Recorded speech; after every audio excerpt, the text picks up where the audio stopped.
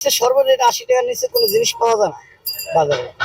কাঁচা তরকারি যে কোনো তরকারি কিন্তু ৮০ টাকার নিচে কোনো কোম্পানি, ঠিক আছে।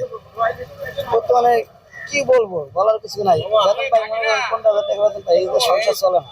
যারা বড় বড় কর্মকর্তারা আছে তারা সিন্ডিকেট আর তারা পালে, এই কারণে ওই যে পালে কি কারণে এরা সিন্ডিকেট ইচ্ছা করলে 1 মাসের ভিতরে ভাঙতে পারে বাজার সিন্ডিকেটটা। 1 মাস কি সর্বোচ্চ 2 মাসের ভিতরে ভাঙতে পারে বাজার সিন্ডিকেটটা। তারা তা করে না, তারা বাসায় বয়ে বয়ে টাকা পায়, এই জন্য আর এই জিনিসটা করে না। করতে থাকো। আরো যারা আছে উপদেষ্টারা আছে, যারা আছে, এরা ইচ্ছা করলে 6 মাসের ভিতরে বাজার নিয়ন্ত্রণ হয়ে যাবে। চাউল কাঁচা বাজার সেই আমরা তো ইনকাম থাকলে আমরা এটা কিনতে পারবো, এগুলো যদি অসুবিধা। সংসারের কাপড় চোপড় সেই মতো আমার তো এটা সম্ভব হয় না কিনা। আমাদের দেশের সরকার আসলে করে আবার ফিরে সুযোগ সুবিধা পাবো আমরা আগের মতো। নির্বাচন আলে বলে দ্রুত যত দ্রুত নির্বাচন হোক, তাড়াতাড়ি আমরা সুবিধা পাবো। 20 টাকার সবজিটা আপনি 80 টাকা কেন খাইতেছে? এই হাত বদল হইতে হইতে হইতে হইতে তখন 80 টাকা হইতেছে।